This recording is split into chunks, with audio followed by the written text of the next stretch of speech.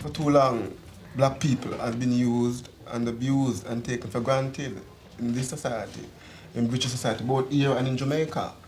Well, now the time has come for Rastafarians really to know themselves. Black people must know themselves and practice some form of culture.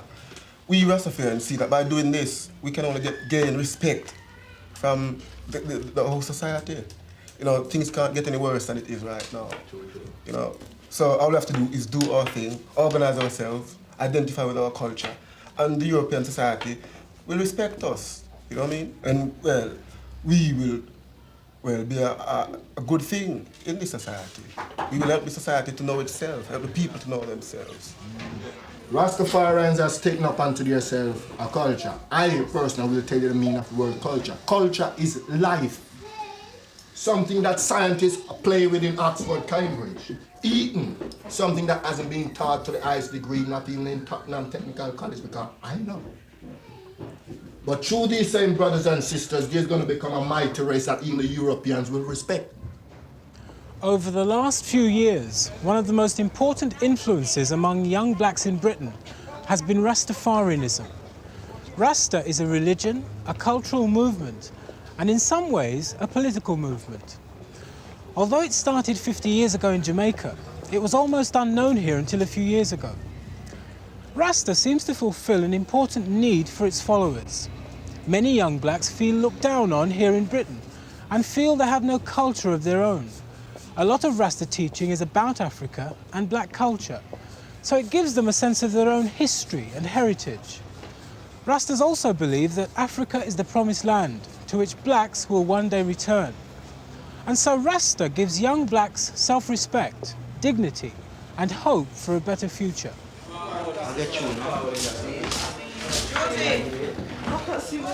Rastafari Universal Zion, here in North London, is one of the better organised Rasta groups.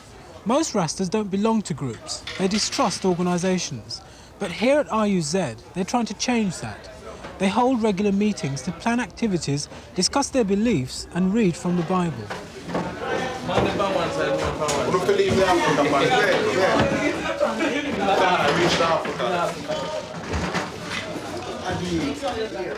To see how Rasta gives blacks a sense of dignity, you have to look at their beliefs. They attach a special importance to the individual. Rastas believe that people are divine, that God isn't a remote figure, but exists here in each and every human being.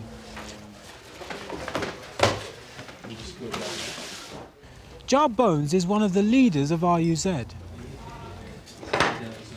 Rastafarians challenge the common and traditional view of God, because Rastafarians want to get away from the white God concept. Rastafarians challenge the view that God is unseen and lives somewhere in heaven, very close to some planetary whatever. We say that God is on earth, God is a man, and that is very revolutionary, very disturbingly new. Glory and honor, power and majesty. I'm Emperor Selassie as the Almighty God, from that time unto this time, forever and ever. King of kings and Lord of lords, conquering Lion of the tribe of Judah, elect of God and the light of this world, divine majesty, King Alpha and Queen Omega, beginning without end, first without last. Rastafari. Christians through Jesus Christ saw God as a benign spiritual father, but as manifesting in man. And to the Rastafarians, each and every man is God, because each and every man is a son of God. But it's for a man to know that he's one with God, he's given a godly status, and live accordingly. His light is in the law of the Lord, and in his law doth I and I meditate day and night.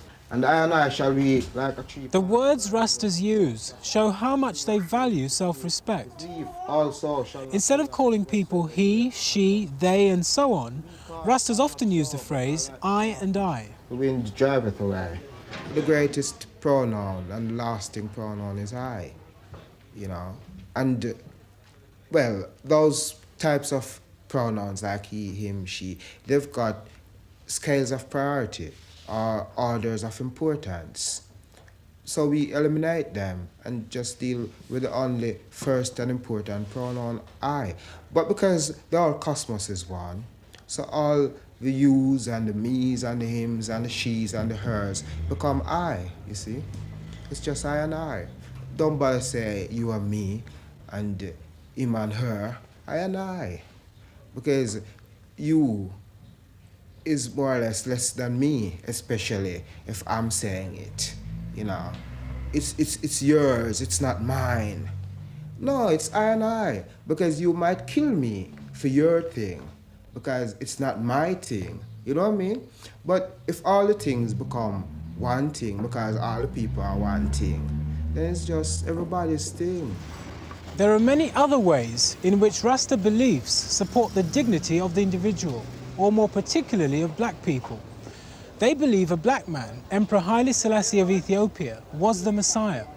And they believe Africa, or Ethiopia itself, is Zion, the promised land to which black people should one day return.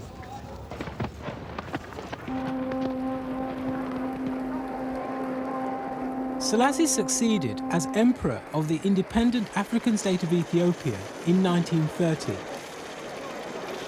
In 1974, he was deposed in a coup and died a year later. But Rastas believe that he is immortal and feel a powerful spiritual affinity with Ethiopia. Haile Selassie is the returned Messiah, coming through the tradition that the prophets like Isaiah, Jeremiah, Ezekiel,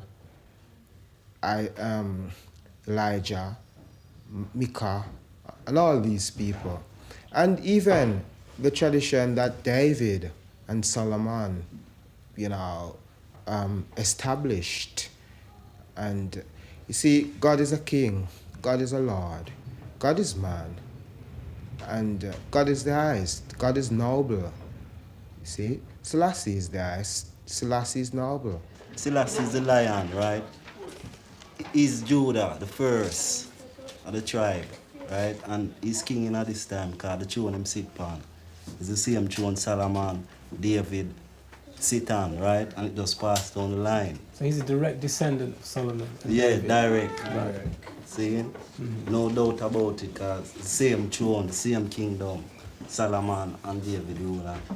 But Israel must always have a king of Judah sitting on its throne, and the Emperor Haile Selassie is that king, which is Lord of Lords, conquering Lion of Judah, tribe of Judah, elect of God, mighty God. What do you get out of worshipping Haile Selassie? Haile Selassie, I get truth and light and rightness. I find that since I recognize that man is a God and God is man, I've got certain understandings of life and God that I couldn't accept certain things in the Bible before, as they was told to me as like fairy stories, if you know what I mean, right? I used to hear about great things that happened and great things that like Moses and people did, right, and Elijah, and I could never really believe them and relate myself to them and believe that man could have those powers. But when you come to realize that God is a man, you realize that man has ultimate power over himself and over the world. Some people could say that because you're born in this country, because your parents were West Indians, you've got nothing to do with Africa or Haile No, well, Selassie. I don't accept that where a man's born. It's like if I was on a ship coming across the ocean from Jamaica to England, and I was born halfway between. Where would that make me born? What would that make me? I still be African. It's what you are roots-wise, not and what you are where you're born. Born's got nothing to do with it. Why do you feel your roots are in Africa? Because that is where your original seed is sown. That is where your forefathers, the very first father, Adam and Eve, the beginning of civilization is. It's where my forefathers come from, roots-wise. That is the root.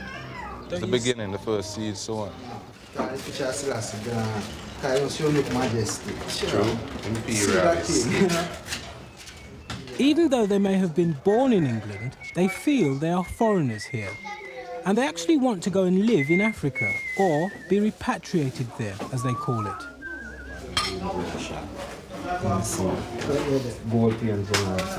Don't you see a role for you here in this country? No. I believe that my role is to help black people and help my brothers and sisters. And to help mankind. I don't really believe that in England, where I'm being persecuted and stepped upon and treated like I'm dirt or nothing, that I can help anybody, because it comes up like it's a more a mental battle between the two, between the capitalist white people and the black youths and black people in general who are conscious of themselves. It's a mental battle. Do you believe in repatriation? Yeah, physically. And to reach spiritually, you have to go through the physically first. So, when you say repatriation, do you mean a political party shipping black people back to Africa? Or do you mean something else? Well, not necessarily a political parties. When black people within themselves know that the time is right to repatriate, we will be repatriated through the inspirations of His Imperial Majesty. By whom? By whoever. Not necessarily by money or by any government. If it comes to the government will have to repatriate us, because the government took us away from Africa in the first place and tempted our parents from the West Indies to England. They will have to repatriate us back, but black people will have to be ready and set up education-wise and know what they're going to Africa to do. Well, repatriation has to come. And by now I'm saying in about 5 years' time, a majority of the children we're on here will reach Africa. And them can't just go to Africa because sit down and don't do nothing. Them have to do something positive. So right now we have to educate the youth them. See? Do so any kind of work them have to do, mechanic, electricians and all them kind of things there, because we need people to make things. We can't just have people go there go sit down. We have to organize ourselves before, we can repatriate. Can't just go out there, just like that, with nothing. It's desirable by groups of blacks. On the other end, it's not all blacks who wants to be repatriated. So at the same time, you have to cater for those who want to be repatriated. But it's not just going back to Africa, as it were. You see, Africans have to accept us. You understand? We'll have to build up a form of communication, a link, whereby those in the West who so desire to be repatriated are free to do so. In a way, the time is here now, because I who know the doctrine from way back in the 30s. Once upon a time, the Rasta doctrine was an outcast, especially in Jamaica. See, the police just beat it down and mash it down and all them things there. Now it has become accepted. Now everywhere you go, it's not a dread. See? So it has shown a nice thing that the time is coming. We can't go, no, it don't make sense an individual go or a small body. It's the mass. Repatriation is the mass. So in spite of disagreements about how and when it will happen, all Rastas are agreed that the return to Africa is essential. And meanwhile, their philosophy gives them the self-respect they need to cope with life in Britain. But what do blacks who aren't Rastas think of them? Many find them an embarrassment. This is because some youngsters who claim to be Rastas often get in trouble with the police. They aren't really Rastas, they merely adopt the outward signs, like wearing the Ethiopian colours, but they ignore the religion. Because they get involved in petty crime and hooliganism, they give all Rastas a bad reputation. So because of this, many blacks become critical of the Rastas. This South London school, which has many black pupils, is one of the very few schools where the Rasta faith is taught alongside other religions. The teacher responsible is David Moore. Divide up the Rastas into a number of sort of movements. You have the religious movement, which is a faith, which is how we teach it. But then there is also a political wing of that movement, whereby one is wearing all of the outward signs to make an actual standpoint, a message, or you're just by walking down the road. And then there are Raskas, and Raskas are kids that just dress up as Rastas, but basically they're into all sorts of, fooling around. And that brings the whole thing into disrepute. Yeah, that is a problem. We would call them wolves in sheep clothing, but that is a problem we've got to live with. Because some people try to turn Rasta into a fad, into fashion. Well, this is partly due to the fact that Rasta is very unstructured and not institutionalized and that sort of thing.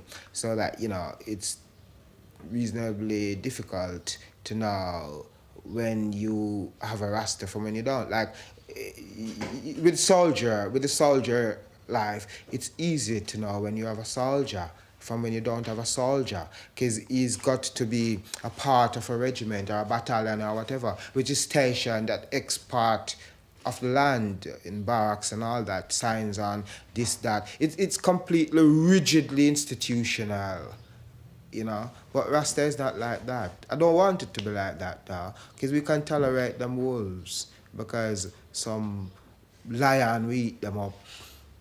Just like how they want to eat up the sheep. Lion are going to come eat, yam up the wolves.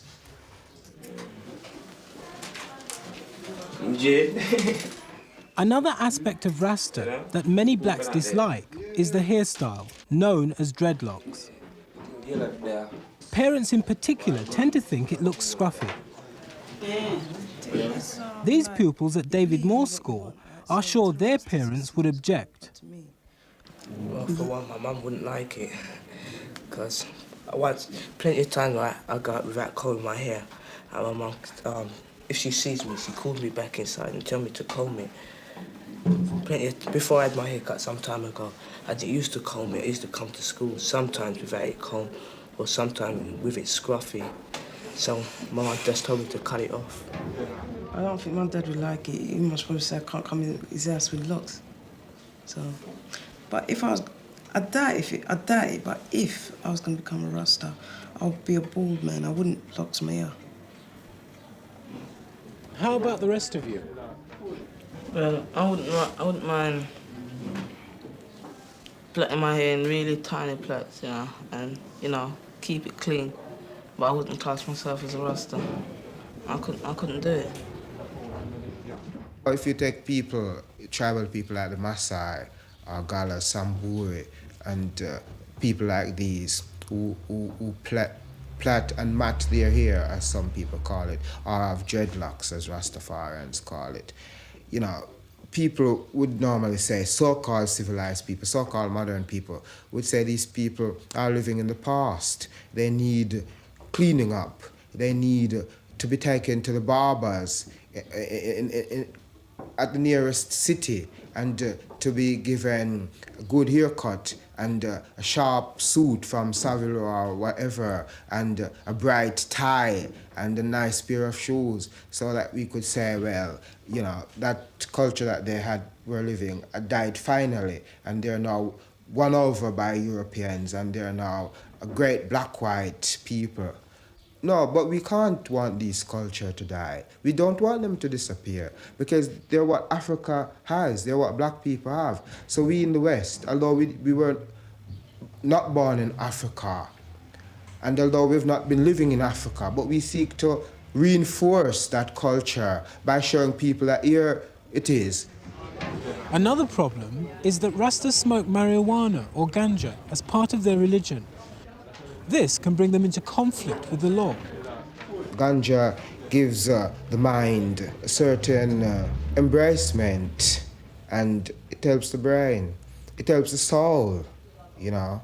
And as far as peace of mind is concerned, and total peace, the Rastafarians are into that, because one of our mottos is peace and love.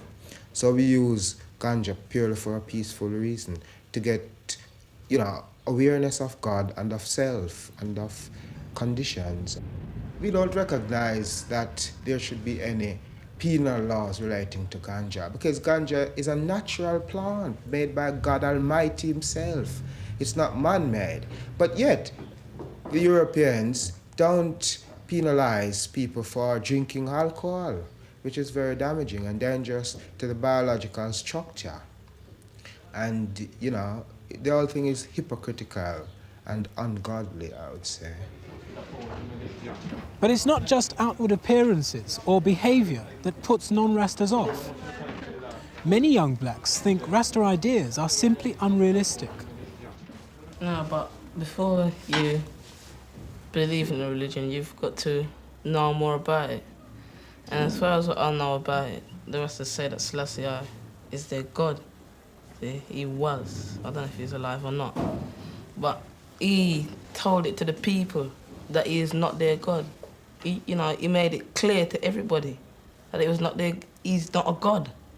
And he used to wear jewelry, he used to have his big car, and all the other people out in his land was starving, you see. So what they believe in isn't going to come true. I think that what they're going for, they're not going to get it because they say they're going back for milk and honey, back to Africa. See? And I don't see how they're going to get milk and honey from Africa in this time, because what's happening over there now, they're going to have to wait centuries to go back for their milk and honey.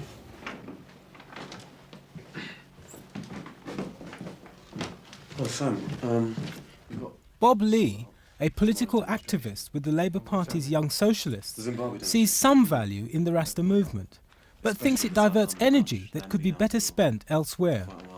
it has certain limitations. For instance, the idea of repatriation to Africa.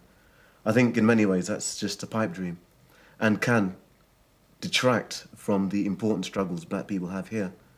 I don't think it's much use of black youth thinking that he may return to Africa some distant time in the future and just let his conditions just get worse and worse here. Like it or not, the Rasta movement has certainly taken root in this country, not only among Rastas themselves, but among the entire young generation of blacks. Rasta ideas are very influential. It's hard to say just how many people have been attracted by the movement, but everyone who works among young blacks seems agreed that it has a very large following. I think the Rastafari movement is very widespread indeed, probably the fastest growing movement among black youth in Britain today. And it's also the case in the Caribbean as well, where I don't know if you know, in Jamaica, for instance, the Rastafarians account for at least 60% of the population. And although we haven't reached that number here, it's certainly a growing trend, a very fast growing trend. So what kind of kids become Rastas? There's more likelihood, I think, of a child from a fairly shaky background succeeding in being a Rasta. Because if the family's very strong, then there will be a lot of objection to the child becoming a Rasta. And it's where the sort of family link is loose that the thing can actually start to develop. I mean, the whole thing, I think, is also linked to poverty. That kids that, for a number of reasons, suffer social deprivation, find the whole movement attractive because it's something they can identify with and something which gives them a feeling of belonging. And I think you can, in a sense, you can put it on a parity with certain types of kid becoming teddy boys and certain types of kid becoming skinheads. There's a group identity, a need for a group identity, which might first start out because of the outward signs which are attractive and the music which is attractive, but can lead to a sort of deeper spirituality. Whatever the reasons for the growth of the Rasta movement, and there are many explanations, it's clear that it is growing. Rastas are becoming better organised and are trying to get their message through to more and more people. At R.U.Z, for instance, they have started producing their own newspaper. It's another step towards building an alternative Rasta culture for the black community.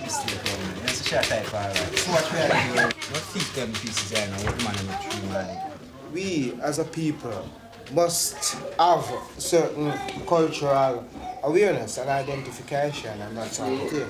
And once we've realized what happened in the past, from 400 years to now, we want to correct it.